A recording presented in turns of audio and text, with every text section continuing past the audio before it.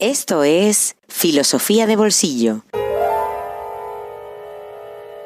el podcast para aprender filosofía en cualquier lugar. Presentado por Diego Chivilotti.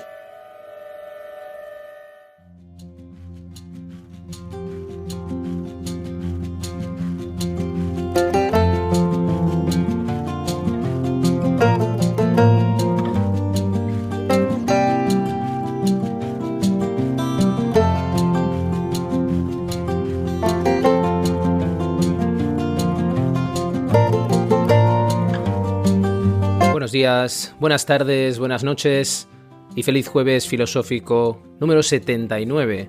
Volvemos al hilo principal en esta edición número 12 de la tercera temporada y última del año. Volvemos con Kant tras 2 semanas de directos. Será el último, sí, porque vamos a hacer un pequeño parón durante Navidades, fin de año, Año Nuevo, todas esas cosas que van a pasar en las próximas semanas, hasta cuando haya pasado todo ya en enero. Porque las audiencias desaparecen, por una parte, la gente tiene otras urgencias, y porque esa desaparición yo la voy a aprovechar, si me lo permitís, para hacer mucho trabajo atrasado. Por supuesto, la dedicatoria de esta semana, que no nos falte. Muchas gracias, Daniel, por estos 3 meses que ya llevas con nosotros. Este episodio va para ti, espero que te guste y que este tiempo, sobre todo, te sea recompensado con herramientas para adentrarse o para ampliar tus conocimientos en filosofía. Entraremos rápido en materia, pero no me gustaría hacerlo sin antes recordar a los que estáis en España que este sábado 18 de diciembre habrá toda una jornada de reivindicación de la filosofía en la educación secundaria debido al lugar o no lugar que ocupa en la nueva ley educativa en España, con manifestaciones convocadas principalmente por la Asociación de Profesores de Filosofía de Madrid y la Red Española de Filosofía, con un comunicado que comienza así.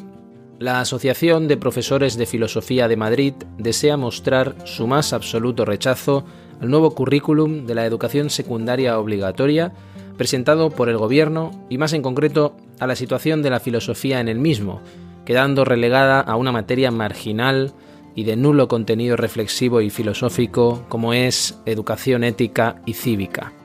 En fin, el comunicado completo lo podéis buscar en la página web de la APFM, la Asociación de Profesores de Filosofía de Madrid, que es profesoresfilosofia.es. Os invito a uniros como podáis, a sumar vuestra voz y al fin y al cabo acompañarme de este lado de la trinchera.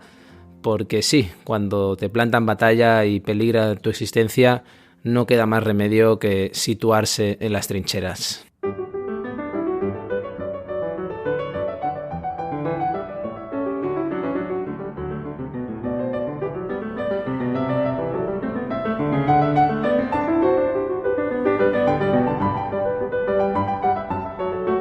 El último episodio tuvo bastante de aventura. Estuvimos explorando los límites de la mano de nuestro viejo amigo Immanuel Kant.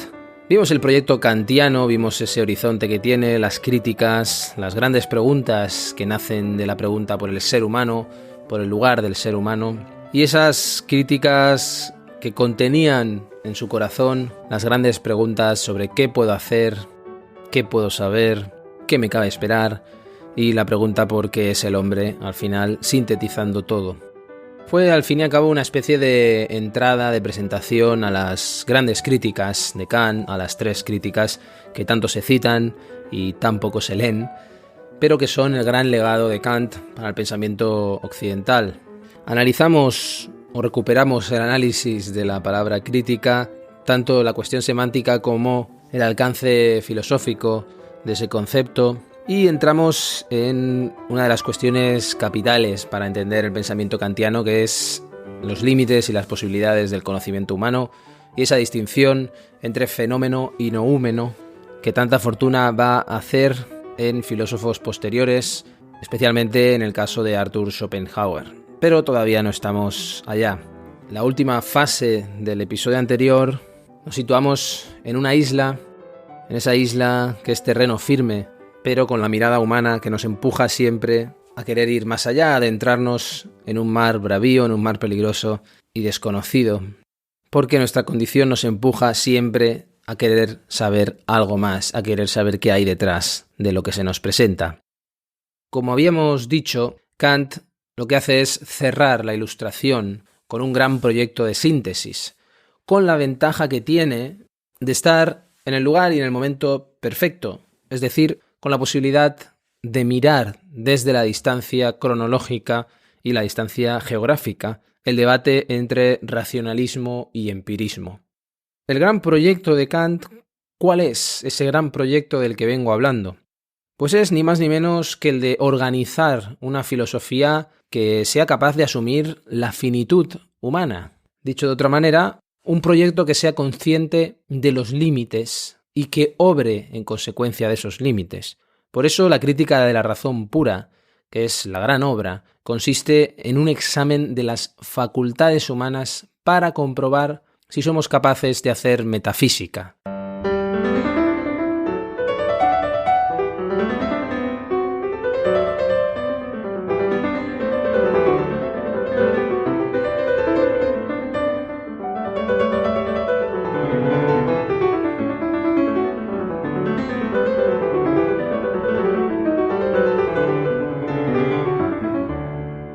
Me gustaría hablar de nuevo de la crítica de la razón pura. La teoría del conocimiento en Kant se desarrolla en esa obra.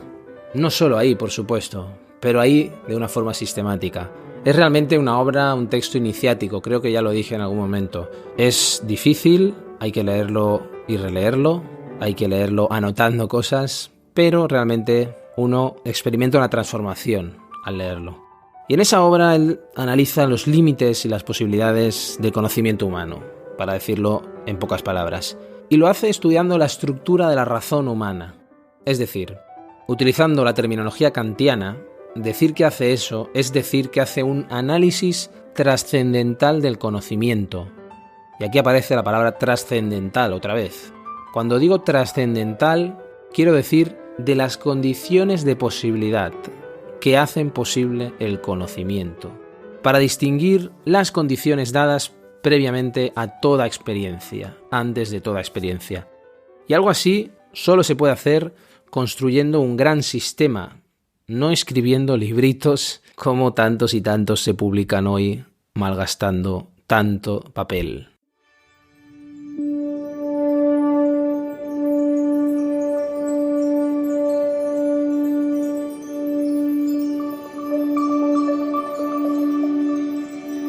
Entiendo por arquitectónica el arte de los sistemas. Como la unidad sistemática es aquello que convierte el conocimiento ordinario en ciencia, es decir, lo transforma de mero agregado de conocimientos en un sistema, la arquitectónica es la doctrina de lo científico en nuestro conocimiento, y consiguientemente pertenece de modo necesario a la doctrina del método. Regidos por la razón, nuestros conocimientos no pueden constituir una rapsodia, sino que deben formar un sistema. Únicamente desde éste pueden apoyar e impulsar los fines más esenciales de la razón.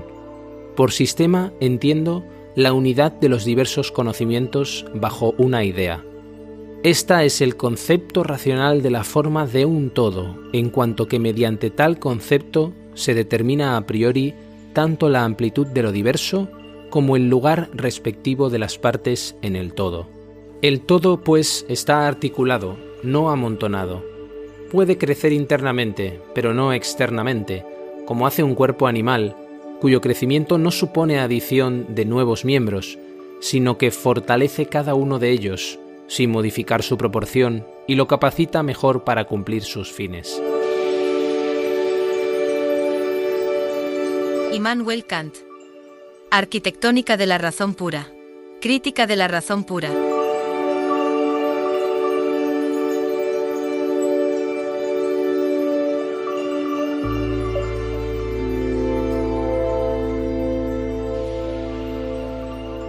Podríamos pensar que algo así es el fruto de uno de esos tantos libros que uno tiene en la cabeza, desarrolla una idea sistemática, un gran sistema, como dice, y lo va elaborando y poniendo en palabras hasta que queda ese objeto de cientos de páginas que es el fruto de un proyecto.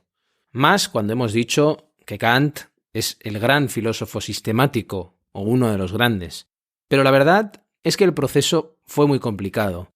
Para empezar, el título iba a ser otro. Los límites de la sensibilidad y la razón era el título previsto, lo cual nos ayuda incluso a entender algo mejor el tema general.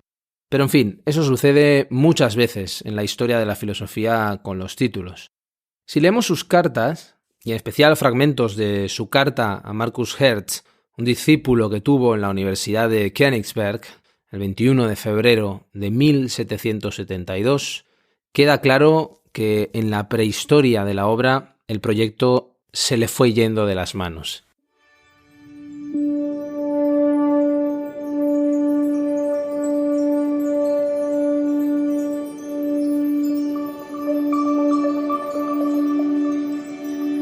Sin por ahora detenerme a explicar con mayor detalle la secuencia de la investigación seguida hasta su objetivo final, podría afirmar que he alcanzado mis fines, en lo que concierne a lo esencial de mis propósitos, y que en este momento estoy a punto de presentar una crítica de la razón pura, que comprende la exposición de la naturaleza del conocimiento teórico tanto como del práctico, en la medida que él es simplemente intelectual, cuya primera parte acabaré y que contiene en primer lugar las fuentes de la metafísica, su método y sus límites, y luego los principios puros de la moralidad. En cuanto a la primera parte, la publicaré en unos 3 meses. Immanuel Kant. Carta a Marcus Hertz. 21 de febrero de 1772.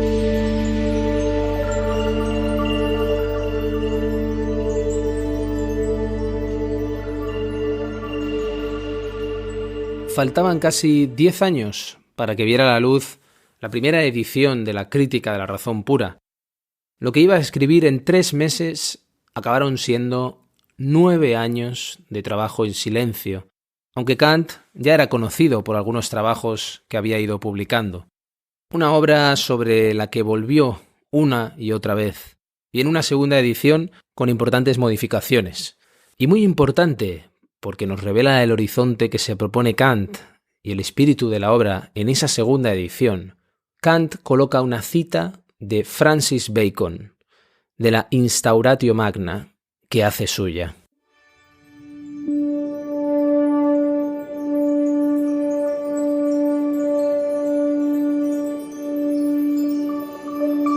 Sobre nosotros mismos callamos, pero deseamos que la cuestión aquí tratada no sea considerada como simple opinión, sino como una obra, y que se tenga por cierto que no sentamos las bases de alguna secta o de alguna idea ocasional, sino las de utilidad y dignidad humanas. Deseamos, pues, que en interés propio se piense en el bien general y se participe en la tarea. Asimismo, que no se espere de nuestra instauración que sea algo infinito o suprahumano, puesto que en realidad es el término conveniente y el fin de un error inacabable.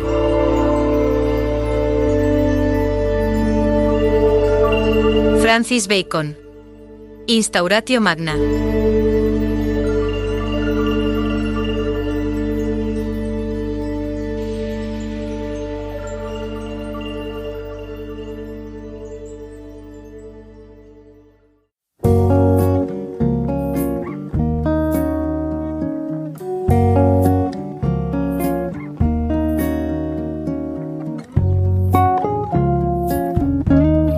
Un libro en el bolsillo.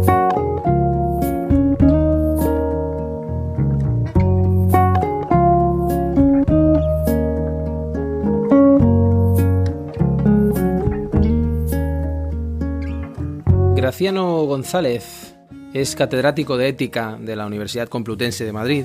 Se ha dedicado principalmente a problemas éticos en las sociedades actuales y al ámbito de la bioética. Y hace en este libro, editado en Tecnos y titulado Ética y responsabilidad, la condición responsiva del ser humano, un ejercicio académico y técnico de profundidad acerca de la responsabilidad como tema clave de la ética. ¿Por qué se exige responsabilidad? ¿Qué significa ser responsable y por qué tengo que serlo? Todos interrogantes de gran actualidad porque se habla de responsabilidad individual y colectiva constantemente, en lo que González llama la cultura ética de la responsabilidad.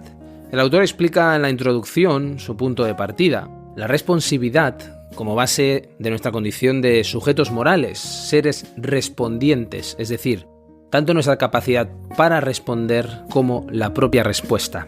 En eso consistiría esa responsabilidad. En este sentido, dos caminos se presentan en la ética o filosofía moral.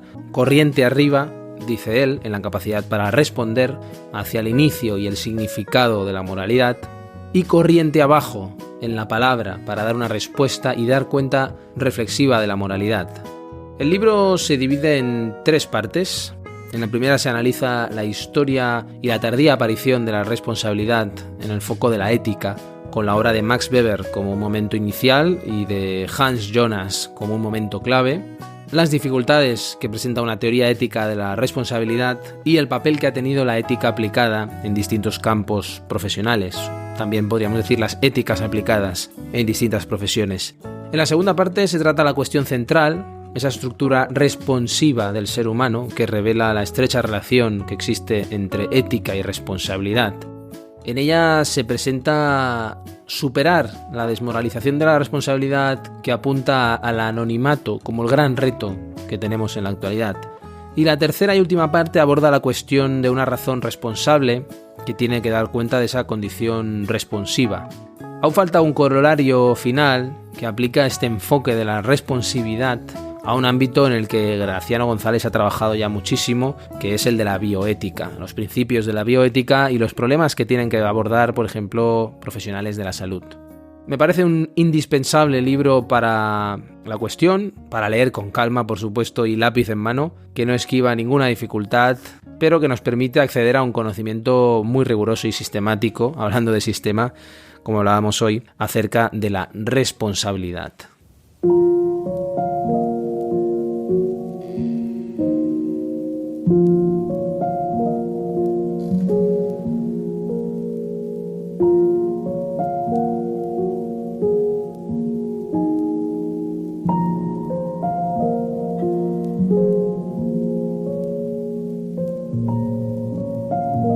En este contexto de la responsabilidad como expresión de condición humana, término tan cargado moralmente, pareciera tal vez que para la ética lo mejor sería no ser necesaria, dados los resortes morales que tendría ya nuestra condición responsiva. Pero entonces, ¿pasaríamos sin más a ser ángeles o dioses? Me temo que la respuesta ha de ser negativa. Seguimos siendo humanos por más que las promesas de las intervenciones de rango neurobiológico nos hablen de la posibilidad de un biomejoramiento moral de la especie humana.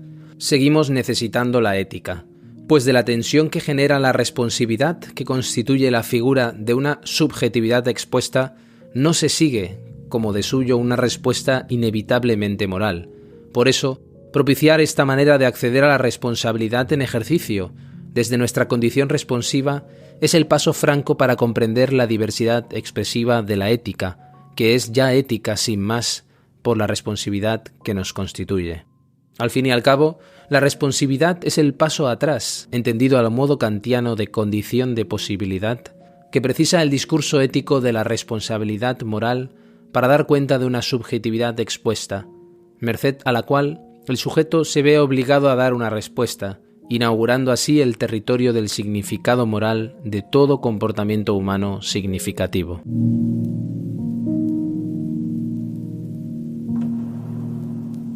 Graciano González. Ética y responsabilidad, la condición responsiva del ser humano. Editorial Tecnos.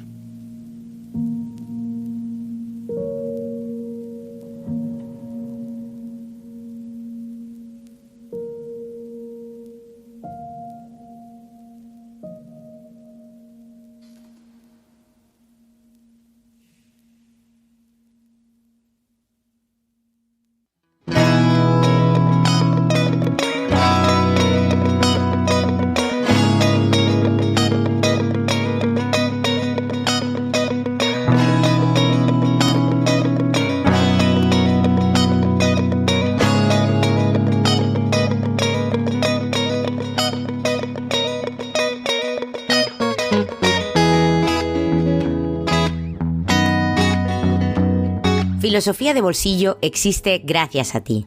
Hazte mecenas y accede a todos los contenidos en patreon.com/filosofía de bolsillo.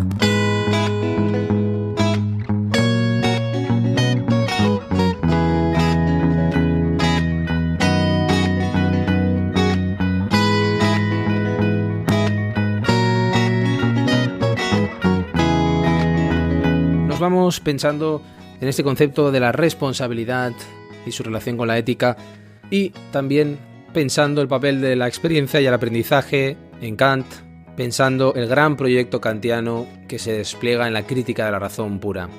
Muchas gracias a todos los que nos habéis acompañado a lo largo de este 2021, especialmente a todos los que respaldan este proyecto, los mecenas, muchos más de los que esperaba cuando comencé el proyecto y también cuando inicié esa segunda fase en la segunda temporada, en la que pedí apoyos, planteé la posibilidad de que fuera sostenible a largo plazo este podcast y encontré toda una serie de apoyos desde los primeros días que todavía me siguen emocionando y me siguen sorprendiendo.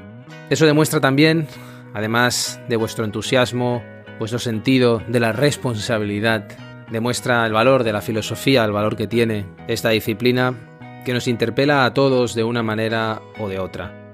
Muchas gracias, Daniel, y muchas gracias a todos los que hacéis posible semana a semana, mes a mes y ya podemos decir año a año, Filosofía de Bolsillo. Os esperaré la próxima semana, que ya será en enero de 2022, como siempre, procurando acercar herramientas reflexivas, filosóficas cada jueves aquí en Filosofía de Bolsillo. Hasta muy pronto.